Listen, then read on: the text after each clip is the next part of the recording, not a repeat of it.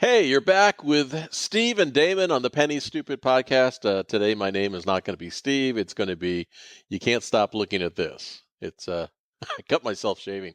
Damon, yesterday I went and I had to get my teeth cleaned, and the hygienist said, "What did you do? Is that a cold sore?" I said, "No, I cut myself shaving, and now you won't be able to stop looking at it." As she's putting on her gloves, Yeah. she's like, Oh, yeah. what is Face that? protection, everything else. I'm double gloving this guy. That's the worst place to cut yourself shaving, as far as I'm concerned, because now what am I going to do to avoid it? I'm going to have to not shave there, and then I'm going to end up with a little furry patch in a couple of Or weeks. you could just let your beard grow out until your face heals. I could do that, but I haven't cut myself shaving around my mouth for 25 years. well, yeah, I could do that. That's true. I'm not going to do Yeah. that. No, I went the beard route. I've had the itchy face and all that. I don't want to do that again. Yeah, but that was before I've seen pictures of you with the beard. Yeah. Doesn't even look like you. Beard and hair on top. Yeah. And I was like, who's this guy? Yeah, that's right. So today we want to talk about specifically DoorDash, about all the changes that are coming out there or that have come. Damon, you have a real opinion about this flat rate pricing and how it can be both maybe good. I haven't really found the good side, but bad for drivers. I was gonna say, what part of my rant did you get? I thought maybe good. I was like, there was no part of that was maybe good. Well, so you want to summarize what's going on, or you want me to do it? Well, you're right. I mean, I have an opinion, but opinions are like assholes, Yeah. so I'm sure some of the people listening will agree and some won't. But yeah, you summarize, and then I'll tell you what I think. All right. So for whatever reason, in New York City and I think California or parts of California, they came out with DoorDash had to do flat rate pricing and make people employees and all this other stuff. And it's the law of unintended consequences. You try to do one thing and it ripples through. Essentially, while you think that people are going to get a flat hourly rate, whether it's $29 an hour or whatever, it's really only for the time you're in a delivery. It's active time. And you might only get one delivery an hour. That doesn't mean you're getting $29 an hour. If you're only active for 25% in 15 minutes of that hour, you're only getting 25% of $29. And you're not going to make a lot. And now it's turning people from the ability to hustle within one app. They're going to have to multi-app to make additional money, but it's really cutting opportunity and income for a lot of people. And Damon, here's where I say it's both good and bad, because DoorDash is complicated, right? It's like an onion. It's got layers, not to quote Shrek, but you've got this new drive-by time or drive-by A donkey. good impression, or drive-by order. I predict the drive-by order it will disappear at some point, and it'll only be drive-by time. And you and I are going to talk about why you think that is from a company point of view. But the other thing is, I sent you a video, which I'm sure that you have not watched yet. I did. Oh, the guy with the 70% acceptance rate? Tip Trip? Yeah. That was his channel, right? Tip I Trip? think so. Or Trip. But he was doing it right. He was doing multi-apping. Uber, but he was doing DoorDash, and he was doing Walmart Spark, but he only made $85 in 4 hours. So he was doing the right things, but maybe he just lived in the wrong place. Because I'm like, how do you make $85 in 4 hours and still want to do it? Well, what I was impressed with was because his acceptance rate was over 70%, he was getting better offers on deliveries. But, however, it's a little 2-second snippet in that entire video where he says something like, "But it took me half a year to get the 70% acceptance rate." Yeah, see, I don't think. Here's the thing. I thought maybe the whole video was going to be about how I got to 70 and here's all these great orders. But that's not what that video was. He got hit 70% like in the middle of the video. Yeah. And wasn't really talking about orders before and orders after. And he only made $85 in 4 hours running 3 apps at the same time. Right. So I don't know how much of a banger those orders could have been. If I mean that's like less than $25 an hour. I'm not saying that's what was that? That's like $21 an Well, hour. somewhere like So eight again, bucks, mile and a half. You know. yeah, I mean depending on your market, but yeah, I didn't. There was not any information in that video to tell me whether or not it really would help to get because my AR on DoorDash is 35 ish Hmm. percent, and it got down to 27 last night. But I got a couple of good orders.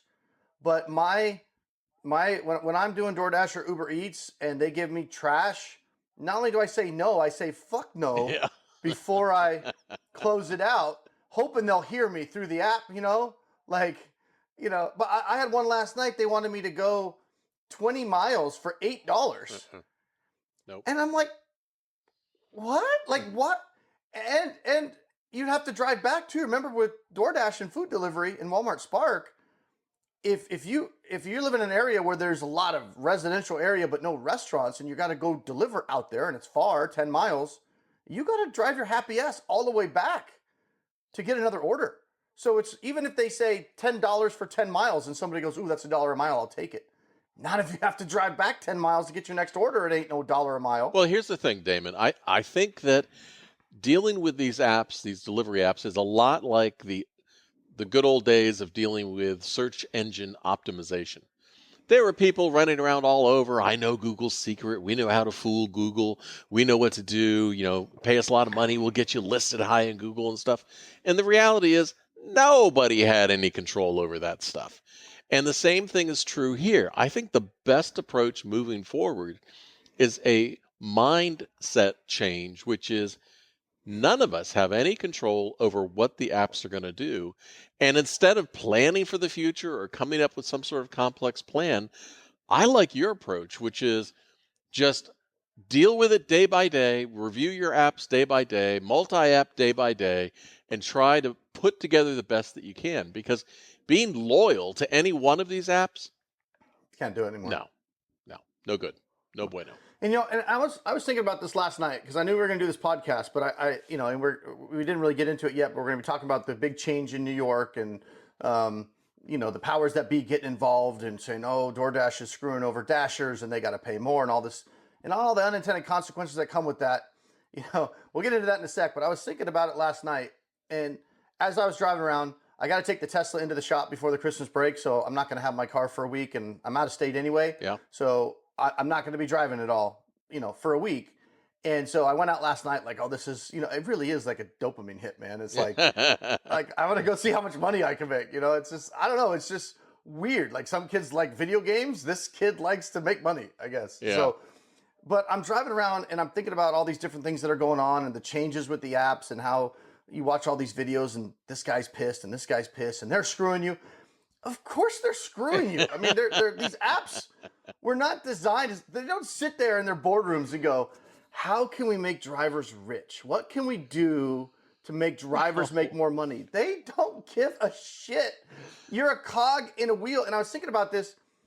Like, you get these guys on YouTube and they're like so almost uppity about, like when they talk about their tips and they get pissed if they don't get a tip. And you're a delivery driver. Now, again, I'm speaking from the standpoint of I've done thousands of trips, okay? I'm not just some guy on YouTube that went and did, 4 hours of DoorDash and now I'm telling you how it is. I mean, I've been doing this stuff for a year off and on. And I've done I did over 1,000 on Lyft alone, much less all these other things. Yeah. So I can speak to this stuff. But you're a fucking delivery driver. Sorry. Yeah, you volunteered. I mean, let's just be honest about it. It's not like this super high skilled job. So that being said, I never had done it, but my brother, when I was in, I think I went to college. He's my younger brother. When he was in high school, he was a pizza delivery driver, at least for a time. He delivered pizzas. I'm almost positive he drove his own car when he did it. It was just a local pizza joint in our hometown. Yeah. But I'm pretty sure he made minimum wage plus tips. Yeah. That was it. Well, I know it's expanded and we have this, consumer economy and it's a lot more than just pizza now. But at the end of the day, it's not really that different than when you went and got an entry-level job at a pizza joint and they said, we're going to give you minimum wage plus some tips. I guarantee you, when I go out and drive DoorDash and Uber Eats, I make a hell of a lot more money, even adjusted for inflation. Mm-hmm. I make a hell of a lot more money doing all these apps than my brother used to make getting minimum wage and tips delivering pizza. Guaranteed. Now, that being said, there's also people that do these apps that probably don't even make minimum wage. But a lot of that has to do with the area you live in, which is Right. not DoorDash's fault. Right. That they don't control where you live. And it also has a lot to do with the job opportunities that you're accepting or declining. Right. That Yeah. If you're busy doing you're in control of that. if you're busy doing a crappy run, that's on you. Yeah. And again, it's not like I had one last night, which I was yelling at myself. Like I messed up too. Like I took one. It was I got a $27 DoorDash, which was a great one. It was 12 miles away, but it was $27. Now we just talked about that DoorDash video we watched earlier today, Mm-hmm. right? The guy he only made $21 an hour. Mm-hmm. Here's one delivery, 12 miles, $27. I'm taking that. Yeah. Thing is, and this will tie into what we're going to talk about. The reason that was $27, the tip was $24 Yeah. on that order. I saw that when I knew it was a huge tip, obviously. And that's something that we should talk about too. Why is effing DoorDash giving me $3 to drive 12 miles? And would they give me only $3 if that customer didn't add a tip? Well, And if they would, because I know they would, how is that not stealing tips? If they adjust their base based on how much tip you get, a tip is supposed to be separate. Yeah. So they wouldn't put it out there on the app, go 12 miles for $3. I know DoorDash sucks, but that would be a stretch even for them to, with a straight face, put that one up there. They would probably offer $6 or $8 if that didn't have a tip on it. But because it did have a tip, they're pulling their base pay down. I mean, I'd like to get some opinions. How is that not stealing tips if they're adjusting based on how much tip you're getting? Yeah. But that being said, I delivered that, was great. I got this other one. It was $14 on the DoorDash, and I was kind of like, because it was 14 miles from where I was at, and it was out in the middle of kind of nowhere, and I was just kind of feeling it, and I was like, might as well. I just got this 27. I'll do this 14. It's kind of going back towards my house, but then away from it. So I grabbed it. I went to deliver it. As I'm delivering it, Uber hits me up with a $24 pizza run that's 3 miles north of where I'm at, and then maybe like a 3-mile delivery south. Mm-hmm. Much better offer. $24 for about 7 miles. My dilemma is I got this guy's freaking, what was it, Cafe Rio already in my car. Yeah. I can't cancel. Yeah. I'm committed to the DoorDash now. Yeah. I look at my phone. I still got to go west 8 miles to get to this guy's house. At this point, I'm cussing myself because now it's clicking in my brain. Even if I took the order from here, I would not think it was a good deal because I got to still go 8 more miles and then 8 back to get right back here for only $14. So then I'm like, but this is such a good order. And I'm like doing the math in my head. I'm like, I could do it, right? So I accept the Uber Eats, start to sweat a little bit. This is the downside of multi-apping. And I may or may not have gone a little fast, but I'm booking it with the Tesla. It's later at night. There's not a lot of people on the road. Yeah. I'm booking it, right? And I get about 2 miles from this guy's house. I start getting messages from Uber. You're like, where are you? It's like, you're not making progress towards this delivery, which I was going the exact opposite way. I'm creating more distance between me and the restaurant. I'm not doing the right thing. But then I'm yelling back at my phone, who's texting me, Uber, says, you fuckers paid me more money. I wouldn't have to multi-app, but I have to do it. I'm yelling at my phone just so they can get a piece of my mind. And right when I get to the drop-off, Uber, I drop it off. I'm cussing myself for taking that stupid 14. And again, nobody's immune to it. You make decisions that seem okay in the moment and then turn out to be, I wish I wouldn't have done that. Yep. Drop it off, jump in my car. I'm like, all right, I'm going to make this delivery to go get the pizza. Because remember, I haven't picked up the guy's pizza yet. So it's not like it's sitting in my car getting cold. As soon as I get in the car and start heading back, Uber's like, we've assigned this to another driver because you weren't making any progress towards it. All right. Now, and then, people like, well, what's the consequences? I mean, if you do that all the time, probably going to be some consequences. But Uber kept throwing me orders all the rest of the night. So I don't know. But the bottom line is, if I would have made a different decision and not taken that $14 run which essentially I had to drive 28 miles. Yeah, that was you would really have been stupid of me. available. I would have been right there and been able to take that 24. So your decisions are what affect your paycheck the most. A lot of people don't want to hear that. DoorDash and Uber, they're just giving you offers. That's it. That's right. I don't know how. I just don't understand how. Yeah, I get mad at Uber too. I get mad at Lyft and I cuss them out, but I just cuss them out and I push the X. Right. I mean, I get frustrated with them, but what's the alternative? They don't give you any offers? Yeah, you don't have You're to. not obligated to get offers. You don't work for them. You're just deciding what you want and what. But then now let's segue into what's going on in New York and why I think it's a really bad thing. All right. because Well, here's all the drivers got to get paid more money. well, here's the deal with New York. Uh, Forget the backstory, but there have been drivers that wanted to unionize, and the company's going to pay us more. And there's been Always works out great. a lawsuit. I think it was the state that sued. But anyway, what they came up with was Dashers in New York City. We're going to talk about New York City, but this is uh, going to roll out. Pay by time is going to roll out in other parts of the country. I'm from the government and I'm here to help. Yeah. Well, Dashers in New York City are going to make $29.93 per hour. As DoorDash says, I'm looking directly at their site, $29.93 per hour of active time. Oh, I'm rich. $30 an hour. Yay! Yeah. Wait, what, Steve? What was here's that? the fine print. Yeah, active time. This rate stupid excludes idiots. tips and is just the minimum. So that sounds great. But Awesome. Yay! But on the DoorDash site, they're very clear, and I love this section. These new regulations will force us to raise our fees for orders in New No York shit. City. Okay, I get it. No shit. In order to better balance the impact of these new costs, we're moving the option to tip to after checkout. So That'll be awesome. yeah, Remember that $24 tip I just got? That's going to be gone. yeah. I mean, well, first off, I wonder how many people, what percentage of people are going to tip afterwards. It's going to be slim, is my bet. 20% maybe. But on top of that, you're not going to be able to cherry pick because they're all going to look the same on the front end. Congratulations, we all get a D. We're going to grade on a curve. We can all be poor together in New York, you fucking idiots.